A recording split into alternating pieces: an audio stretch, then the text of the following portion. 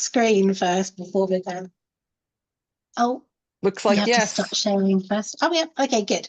Right, I'll start then. So yes, as you may not tell from Nick and I, we have very different accents, but we actually went to uni together. We were in the same class.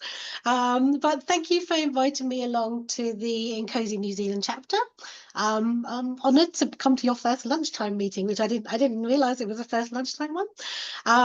So hello to one of our newest INCOSE chapters, and also very warm greetings to our Hafiz, New Zealand cousins across the ditch as well.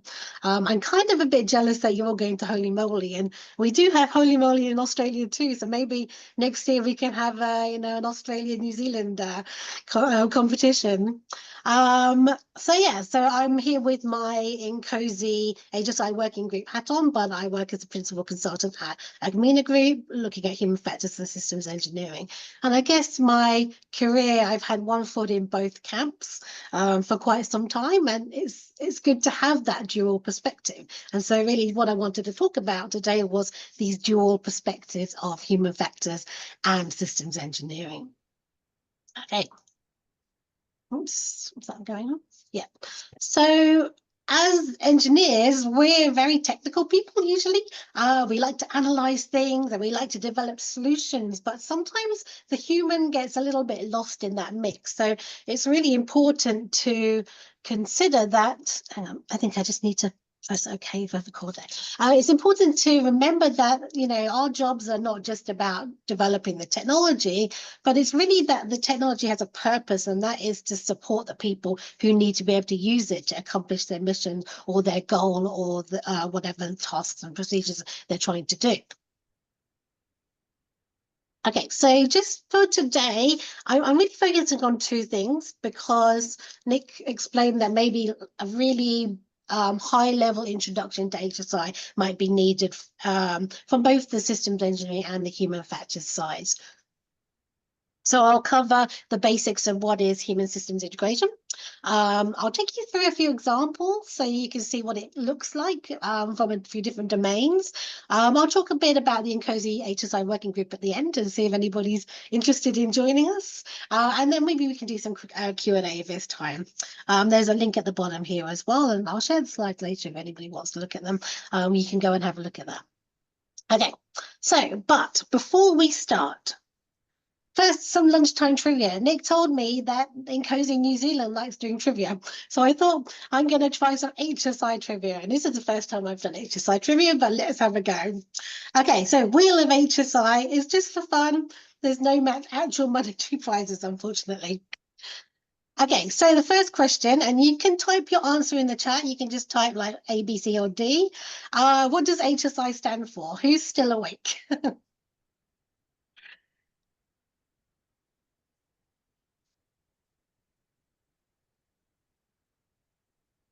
That was too easy. That was, yes, it was. Of course, it was human systems integration, but I thought I'd just check because there's a lot of people who get confused, and often people think of it as it's about interaction between humans and systems only. So let's have a look and see. What's the next question? Good, full marks, everyone, 10 points. Okay. So the next question is, who does HSI? So is it systems engineering people? Is it those human factors practitioners and people? Is it human-computer interaction people? Or is it operational research people? Which ones do you think? A, B, C, or D?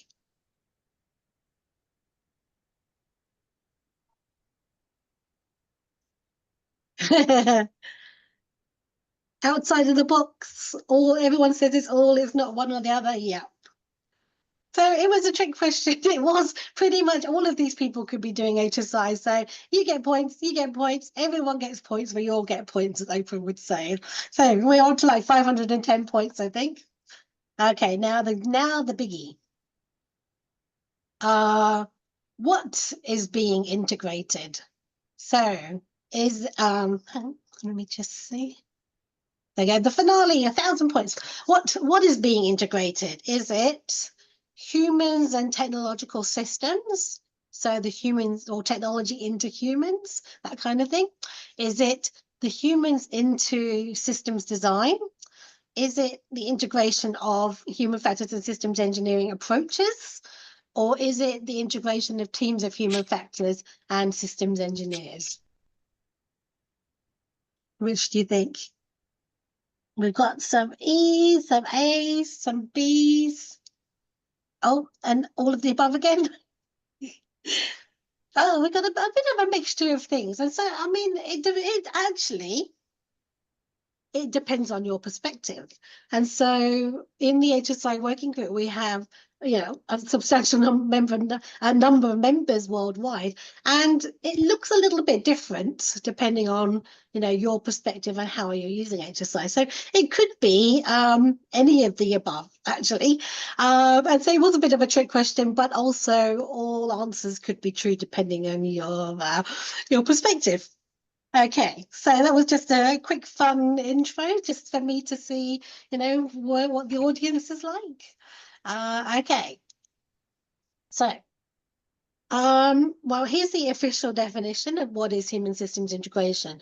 So its short definition is that HSI is defined as the approach of systems engineering that integrates technologies, organizations, and people effectively. And so that's what we've decided on. We've been using within the INCOSE Systems Engineering Handbook, as well as the HSI Working Group outputs.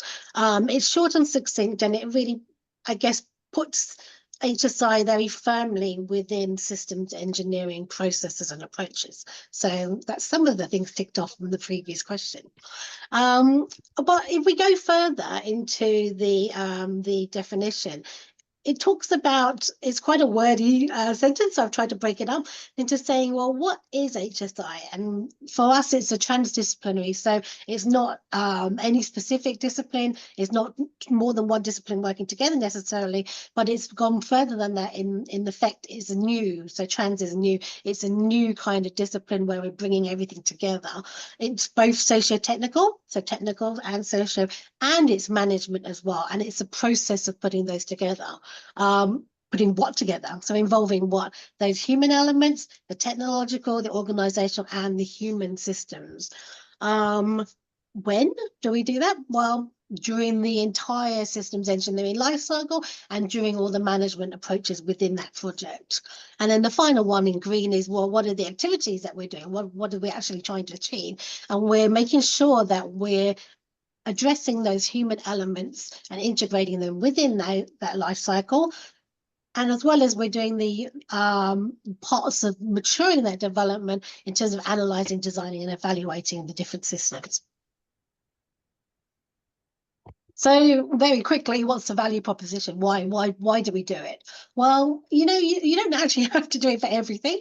It has to be commensurate, and it has to depend on the complexity. Same with systems engineering. You don't necessarily have to systems engineer absolutely everything. And so if you're from the INCOSE side, you'll probably recognize a lot of these because HSI is part of systems engineering. We have very, very similar value propositions. So it's about looking at the performance here. So it's about ensuring that we're able to meet the required capability of the system, including the human. It's to ensure that the human's possibilities, the limitations, and their necessities are included within that design. And it's about optimizing that social and technical system performance together. And then we've, oops, sorry. I think that just went by itself. And then we've got the usual triangle of risk, cost, and time. So in effect, we're managing to de-risk the project by identifying issues earlier in the life cycle. We're reducing costs that would be incurred if you were to rectify those defects at a later stage. And we're also controlling the risks and safety aspects across the entire life cycle as well. So not just looking at the risks of during the project, but for the actual system itself. So the safety of the humans and the people who are interfacing with the system during operations and maintenance, but also looking at the general health well-being of our users over time. And, you know, ultimately it could be about the prevention and mitigation of loss of life even. And then we've got the other two, which is the cost and the time, which are fairly similar. And then the last one here is about organization. And it's really about improving the integration during the project and reducing these silos down. We're is a value here is also for developing the skills of both the systems engineering and the human factors workforce together. And also we can then use those skills across a number of different project portfolios, not just for one project at a time. Okay, so where did HSI come from? Right, it's a term we're sort of seeing a lot more of these days. But yeah, where did it come from? Some might argue that, you know, in effect, humans have been doing this a lot since, you know, more as a dawn of time to make their lives better.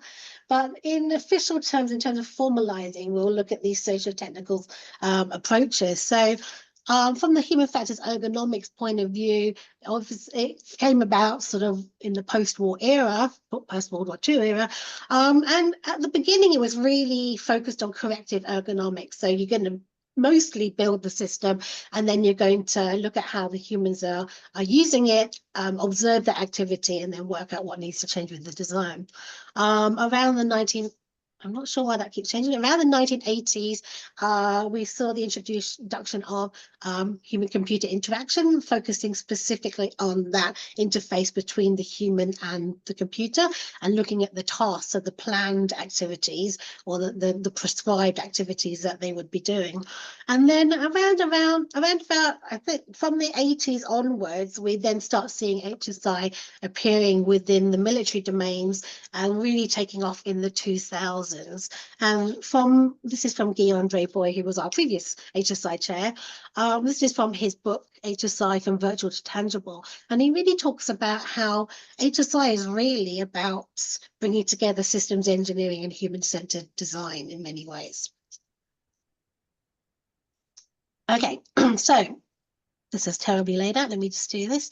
Okay, so the history of HSI, well, in the 1980s, we went from very technology-centered product design and development. And really, we waited until almost you finished designing the system before you got your users in and then trained them to fit the technology or system that you created. And so in effect, we were trying to fit the human to the technology at the beginning.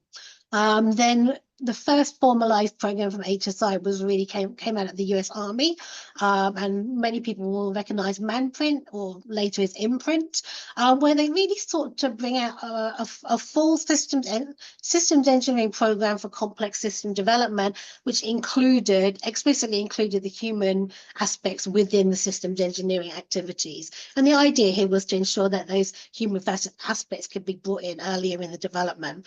But at the time, it was very much limited to just the users of the operational system. So this starts to look a lot more like what HSI people might recognize, where we're looking at requirements. We're really trying to fit the technology to the human needs.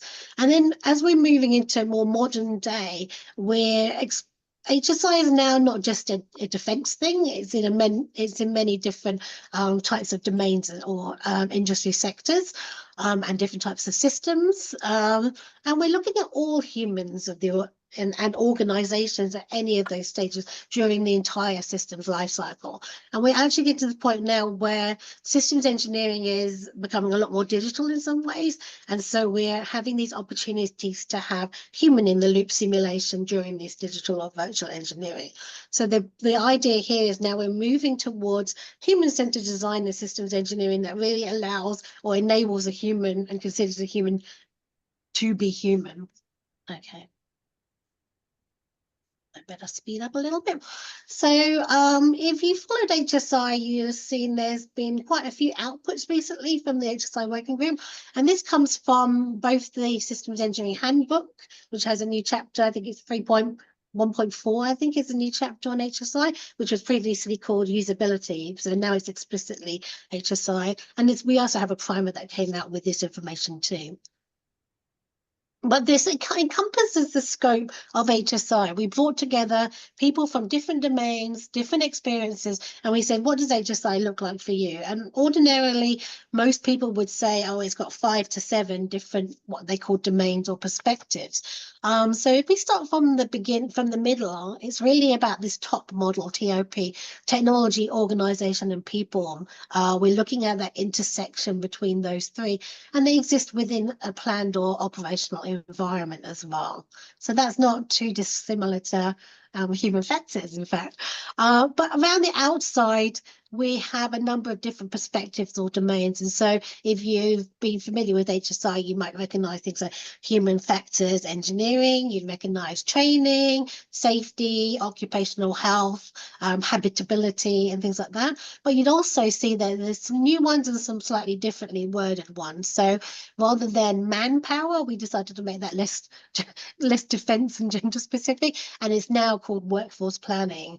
And we had another one called personnel, which we changed into competencies and professionalism. We added things like usability and we added UX. We added HSI planning as a skill or domain that, or perspective that people might be coming from. And also maintenance and integrated logistics support was added as well.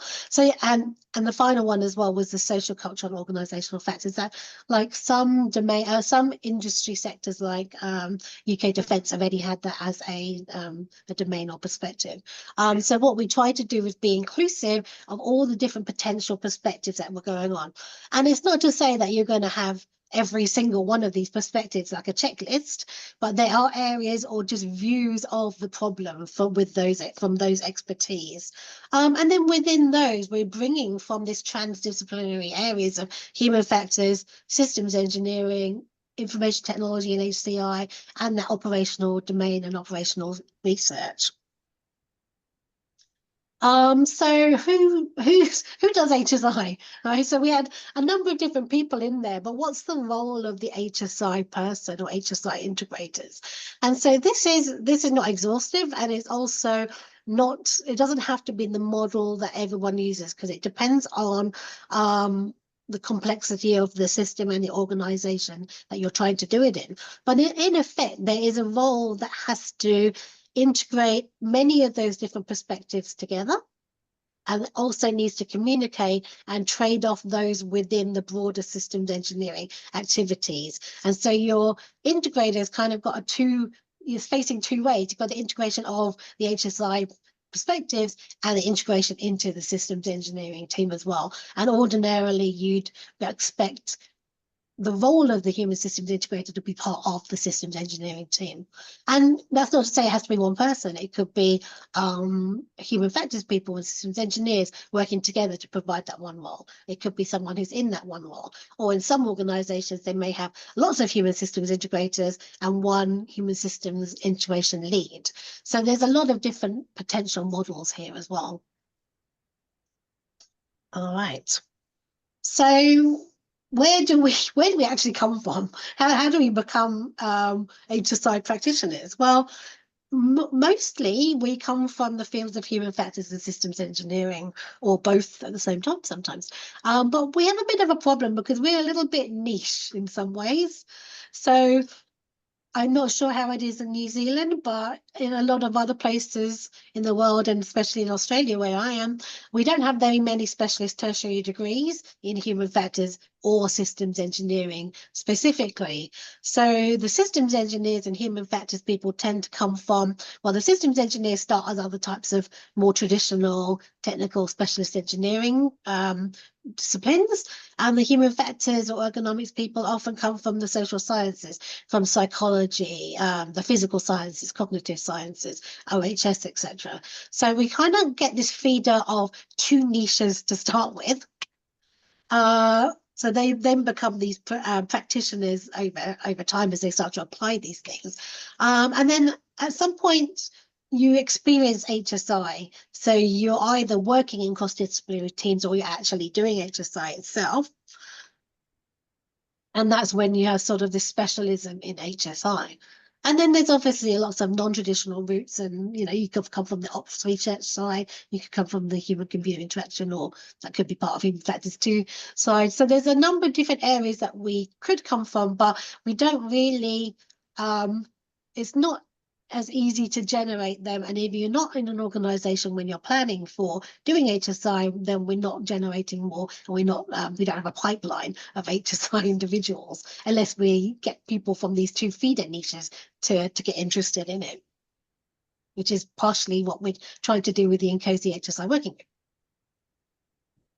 Okay, and so Many will be familiar with that systems engineering life cycle. And so some people know it as like lust to dust or cradle to grave. But if we stick with the INCOSE's headings, it's concept through to dismantling. So the total life of the system. A lot of systems engineers would be working within the development part. So if you're familiar with like the V life cycle, that tends to be the systems development life cycle within, taking from the concept through to basically deployment. But if we think about the types of activities that are occurring, and this is not exhaustive, you've got HSI really being looked at or considered in all of these different stages of the life cycle here. So you've got things like at the beginning, you've got to identify your user groups. There's understanding the concept of use or concept of operations. You've got starting to pull out the requirements, user requirements and human requirements. You're looking at the initial architecting of the system. All those kind of things feed into that, then that development stage, which we'll talk a little bit more about with some examples, I think. And then even like some people feel like, oh, well, I've designed the system, I've developed it, that's it, I'll throw it over the wall and someone else is going to operate it. But actually there's things that are going to be further considered as you go along. So during manufacturing, you may be doing quality checks, you may be looking at the final parts of usability testing before you go to manufacturing. You may need to consider the time needed to train and prepare your workforce for change. You've got the actual operations, which will tend to be the longest period of time, hopefully, where you're then optimizing, you're looking at post-implementation issues that you might either need to upgrade or feed into other HSI projects. You've got that whole support aspect about really looking at once you've deployed it, there's emergence that's going to come out, and those are things that may have human factors and HSI concerns. And then finally, you've got that dismantling, which looks at this this organizational aspects as well. So like, how do you retire off the workforce to prepare them for others working on other systems? Okay, so good, we're in good time. So when I was discussing the planning for this talk with Nick and with Steve from HFs New Zealand, they were keen to really say, well, what does HSI actually look like in practice? And what you can do is in the chat, I prepared 4 different potential case studies or applications, but I wasn't sure what people would be interested in. So there's 2 which are more your broader traditional systems engineering sectors, which have established HSI processes. So one of them is space systems and one of them is on rail. And then I prepared a couple which are a bit more non-traditional. So looking at cobots for manufacturing and looking at virtual reality for education. So if you want to put in the chat while I just discuss about how we tailor, identify which ones you might want to be, which ones are you most interested in? Which ones would you like me to talk about? Okay, so whilst you're doing that, I will just talk about this tailoring. So I thought about it. It's if you're a systems engineer and you're not interested in HSI, or you're a human factors engineer and a human factors person and you're not interested in systems engineering, well, no, why is HSI even relevant to me? Like, why do I need to consider it? Do I need to consider it? And how can I actually use HSI in my daily work? And so it does look, like when we show the examples, it's a bit blurry in terms of how much you should apply from like that scope of the wheel or from the entire systems life cycle. But it must be tailored. It's always got to be tailored to your to the complexity of the project that you're doing, the novelty of the system that you're developing, the degree of change that's required for your organization as well. What is the broader systems engineering approach that you're taking and how will the HSI fit within that? The types of resources that your organization actually has available to do it. The commitment of your organization to do HSI is really important as well. And then if there's any industry mandated standards or requirements that are needed too. All right, so let's have a look. We have some people in the comments. Let's see. One from each, traditional and non-traditional. We've got quite a few twos. Oh, ones and twos, fours.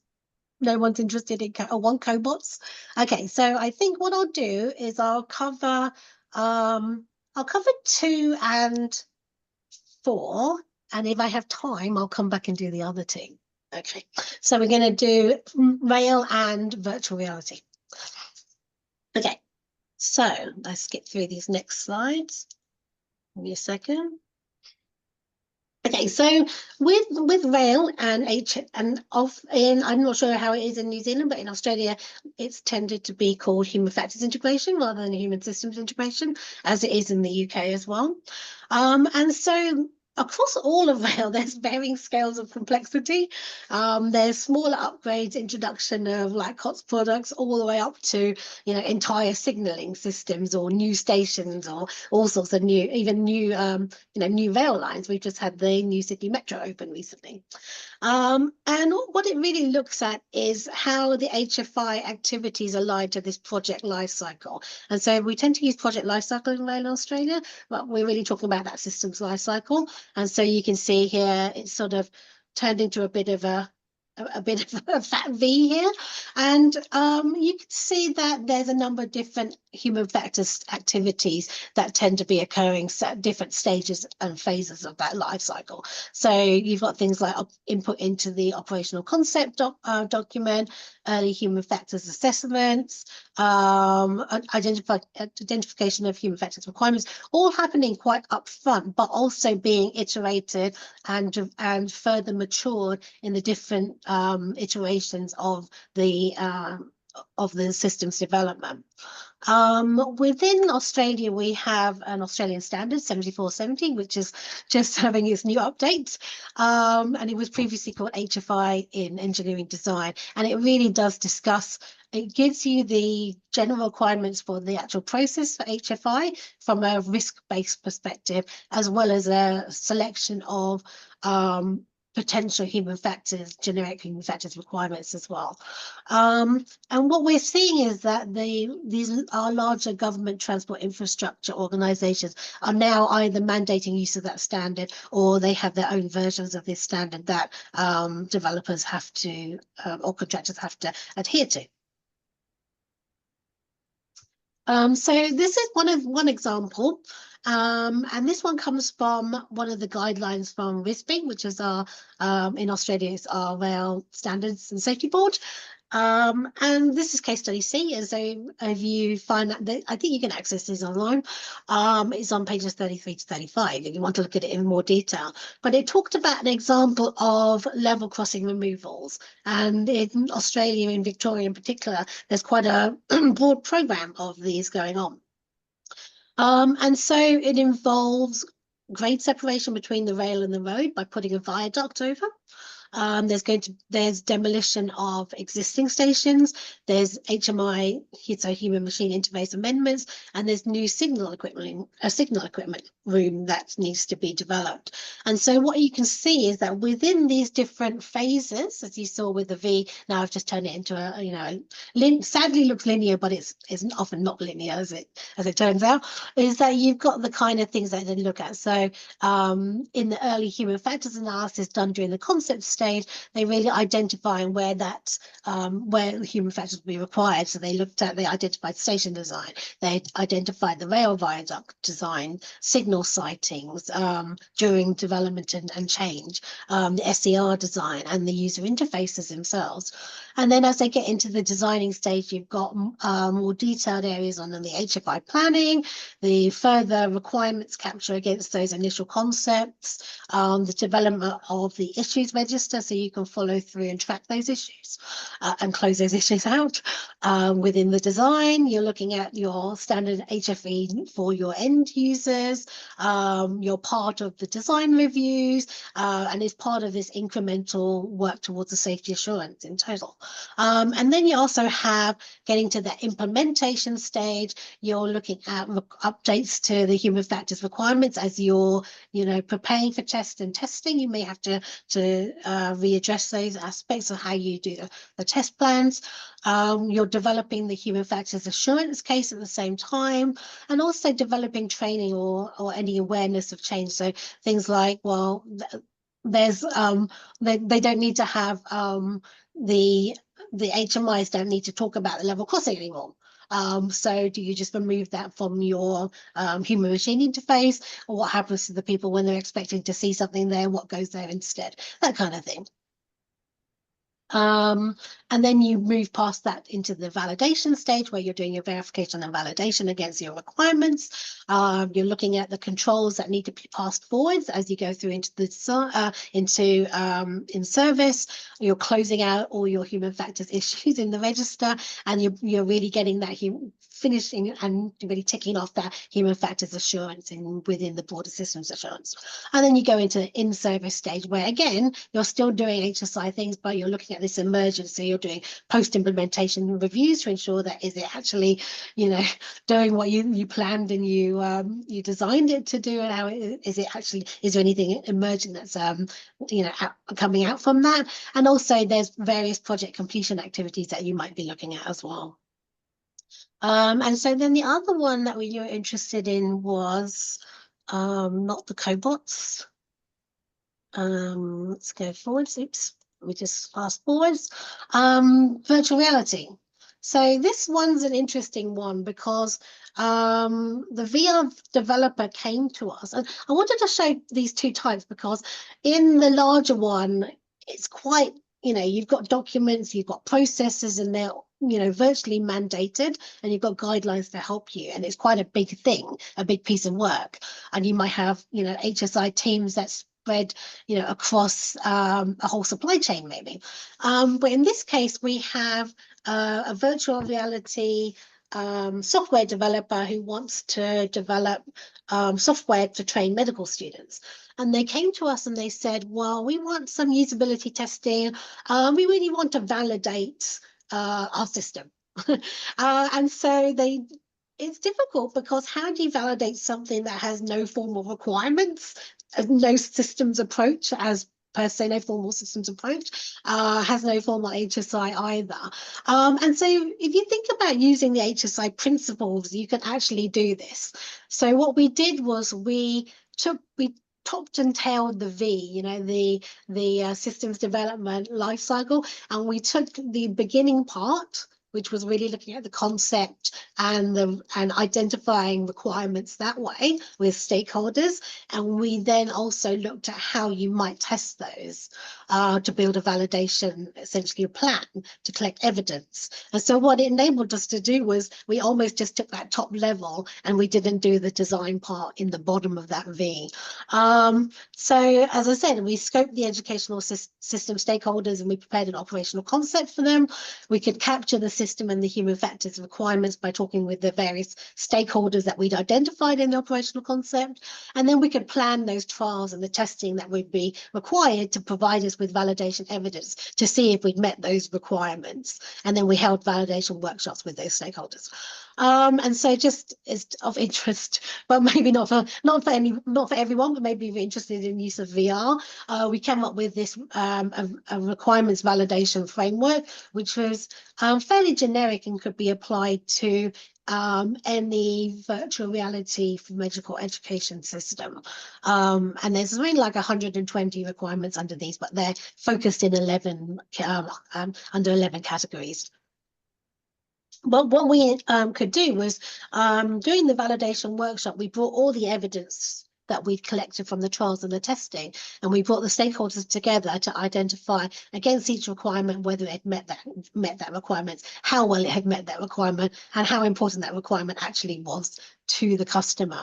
And so what it enabled us to do was really highlight and identify the areas and the gaps for design improvements. And so in terms of what we found, there was improvements for training, usability, and organizational technology that was needed.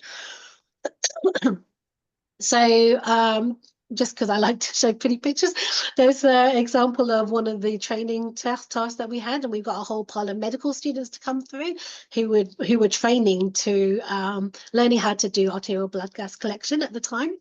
And so our first phase was really to look at how do we identify the requirements, can we do the usability testing and do that validation workshop.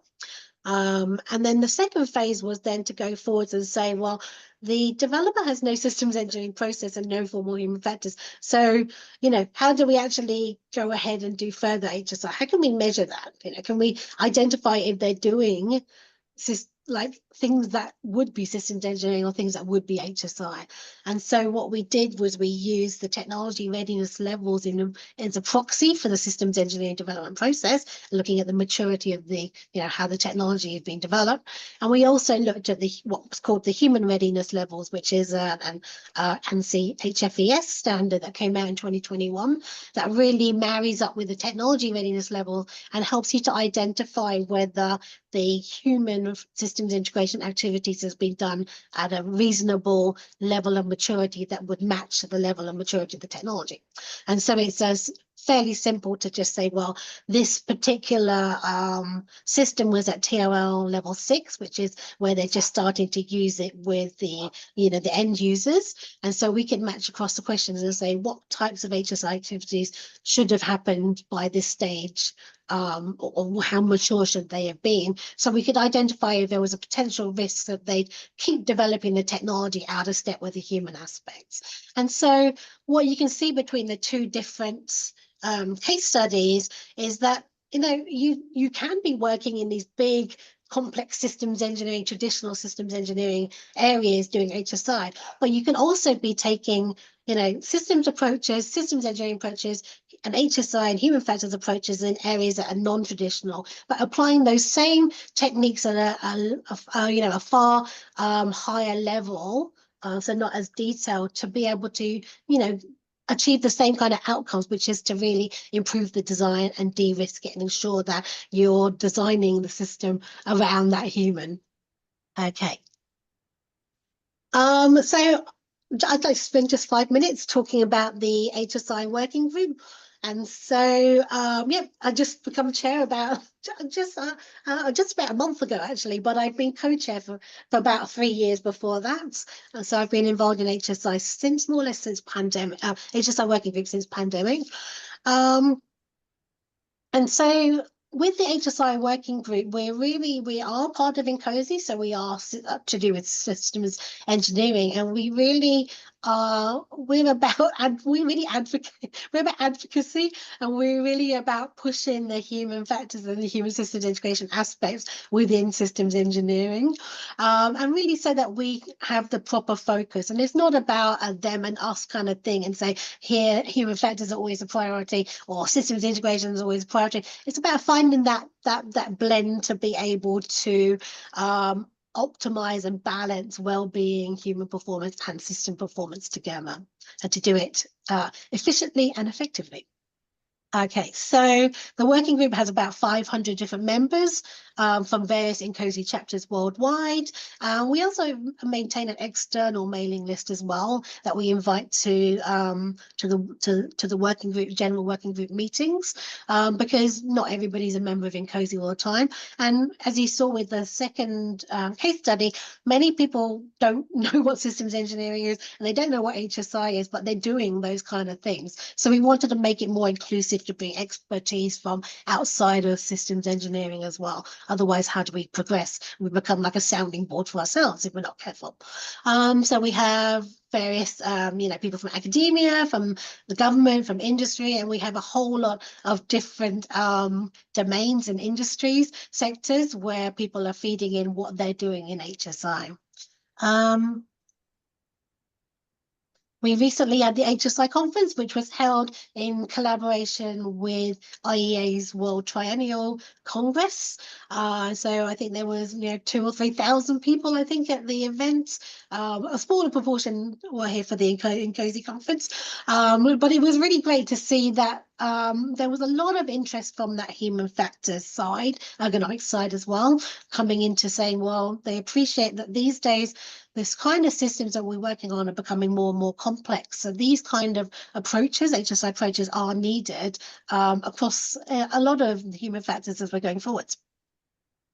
I just put some lovely pictures on because it was in Korea, which was a lovely place to go to.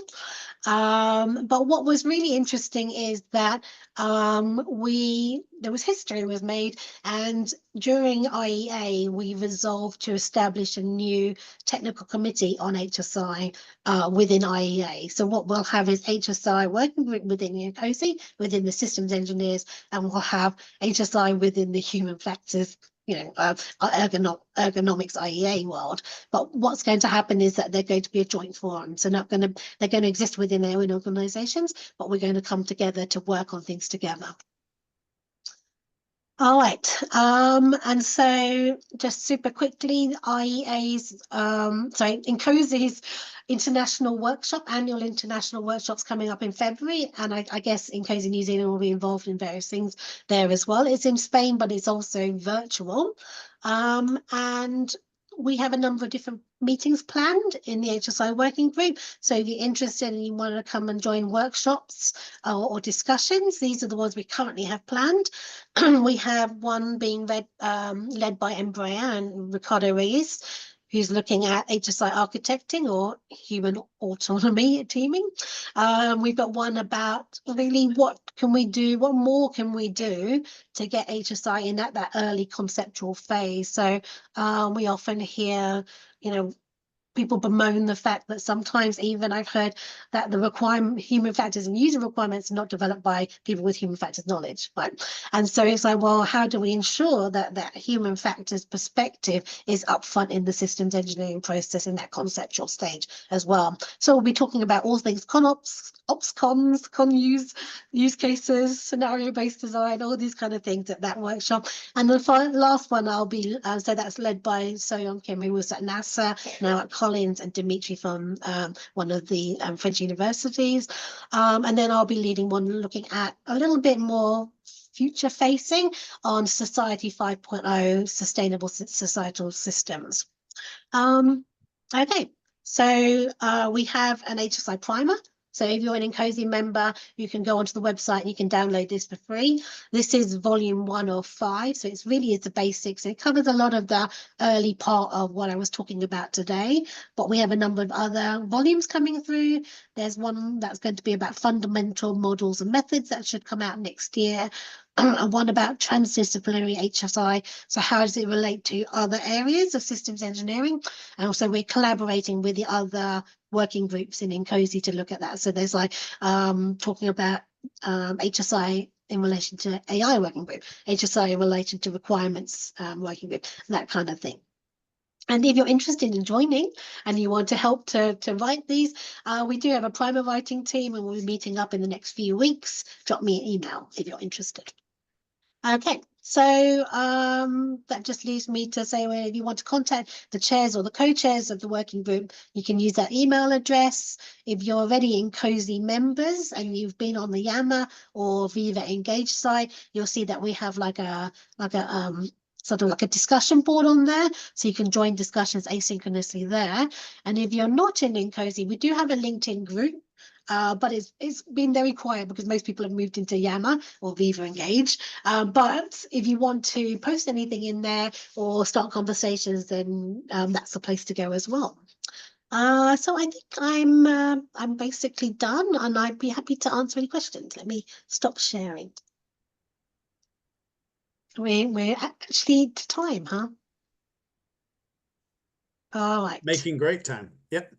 I know that's like a first for me, I think, probably because I cut 2 of the case studies. But if anyone wants to like chat about those, I can chat about those ones in another time as well. Okay. So let's see. There was a lot of information. I tried to keep it, to the basics as best as I could. And as you can see, it's quite a broad field, and just like everyone says, you met one human factors person, you met one human factors person because they all have different perspective. Same with systems engineering as well. We all have different flavors of systems engineering too. And so hopefully you've picked up on something that looks familiar or something that's usable in your everyday jobs that you could bring forward from this too. All right.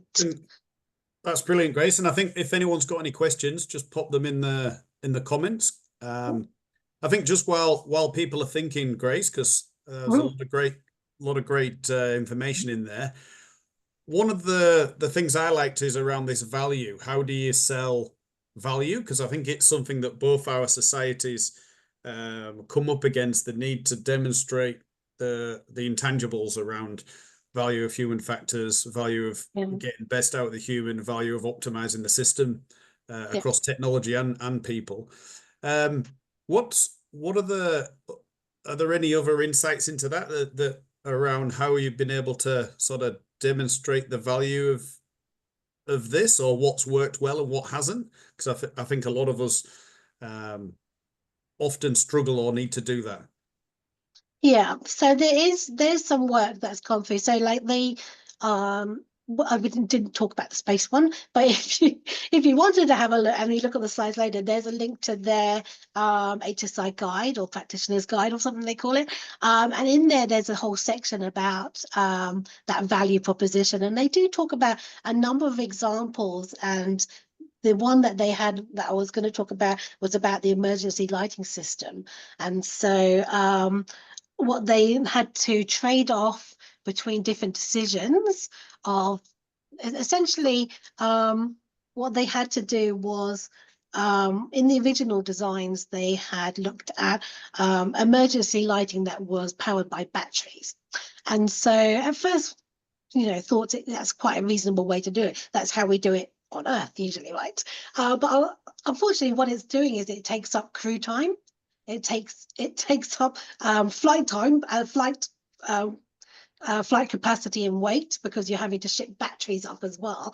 And so they had to trade off ideas on how much that would cost. And so they had to bring out some metrics. And so for that example, they created the metrics on crew hours, I think. And so there was a way to look at different projects and identify specific metrics that would help you to basically trade off and to say that this was worth doing. But on the broader scheme of things, I've seen, we all know Eric Honor's, within the INCOSE handbook, he talks about that sweet spot. I think it's like, is about 12% investment or something, I think, for systems engineering. So if you invest more than your development, more than 12%, then you're basically gold plating things and you're not getting as many good outcomes. And you're investing less, you've got more potential to get more value. And I did see that the NASA handbook has that. And I've seen a paper elsewhere too. I think it's by William Rouse, and he talks about the economic cost benefits of HSI. So you could have a look at some of those areas, but it's a difficult one because it's like, well, how do you prove that something that would have happened and didn't happen was because you did something early on? And it's always that kind of problem, isn't it? I don't know, Steve, what would you say from the the human factors side? You have a similar issue proving the human factors aspects as well, the value. Yeah, definitely, Grace. It's quite topical at the moment when it comes to employment of people of our profession. And it's not so much there's not many human factors job titles. It's more we're all integrated in different disciplines. So I think the value proposition you were talking about is very important, I guess, for both sides. But while I have the mic, I'd like to thank, on behalf of the Human Factors and Economics Society, to both you and Nick for inviting us here today. Definitely my observations from the IEA conference in Korea is that a dual conference, including HFE and INCOSE, was a real hit, because I felt like I went to more INCOSE presentations than I did my own human factors. So hopefully that's something that we could, look forward to in the future between both societies. But thank you so much for having us here today. And thanks for coming, guys. It's lovely to be able to learn from each other. Okay, we have got one last question. A few people might start dropping off, so don't feel guilty if you need to run to your next meeting or grab a sandwich before. We've got a question from Jan. how can you embed this type of thinking into the design of training in safety practices, if at all possible? And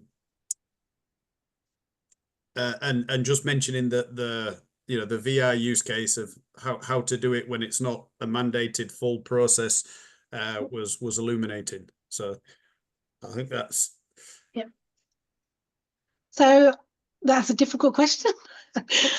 So well, if I think back to how I've described and discussed these kind of aspects in the past, when we talk about embedding, it's really about it has to be suitable for your organization as well in the first place. So part of it is getting buy-in in the first place to be able to do that kind of thing. And it also depends on like what is your safety paradigm that you're thinking about too. So how do you fit within that? So are you taking more of a I don't like to get into the arguments, but are you taking more of a safety one, safety two? These kind of different approaches will affect how you view the system and therefore what the HSI might look like. But I think one part of it is looking at, with that slide that was on HS integration, and it was about trading off or bringing in multiple perspectives. We do have this sort of view of bringing in the training perspective and bringing in the safety perspective together as well. So maybe it depends on your organization, but it might be about bringing those two like perspectives or expertise together to try and identify how they work, how they should work hand in hand, and then feeding that all into the systems engineering design approach. And so I'm not sure that was particularly enlightening, but that's one approach that you might think about. I'm trying to put together. Yeah, no, thanks, Grace. It's Henk here, Jan. And yes, it's one of those questions that comes from a space of research as well, where we're trying to look at why health and safety practices are continuing to fail us. And often it is because so many of these things are tacked on and not designed into the system from the start or from a perspective like that.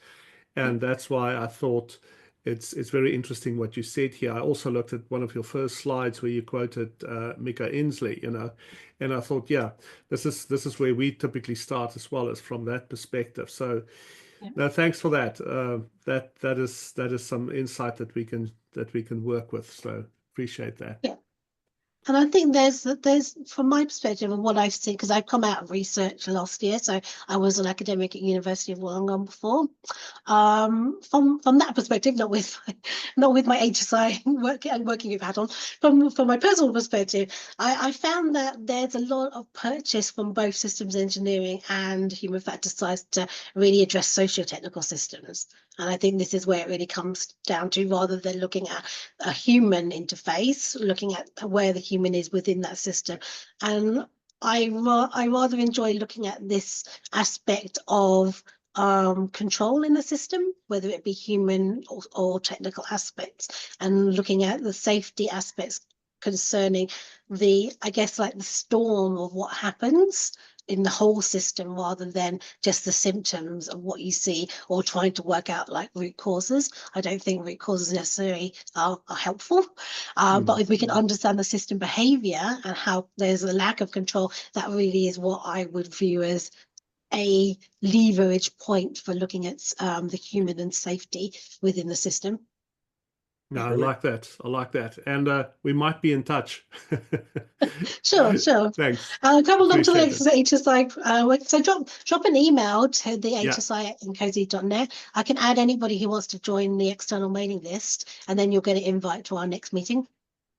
Perfect. Thank you so much. Lovely. Thank you so And much that's for inviting me, Nick. No worries. And that's a nice closure for us. I think I've just shared on the screen our ways to connect for INCOSE New Zealand, if I've shared the right screen. So hopefully, if people want to get in contact, we can put them onto the HSI group as well. But thanks again. We've gone a couple of minutes over, so sorry about that. But thanks again, everybody from both organizations, and look forward to doing a bit more of this in the new year. If you found it was useful, let your committee know, and we can see about progressing it and developing a few more stories that can help us show the value based on New Zealand use cases. I think that would be quite cool as well. So keen to hear people's thoughts, but yeah, Merry Christmas if you don't see everyone, or get that in early. But thanks a lot, and yeah, we'll see you next time. Take care, everyone. Bye.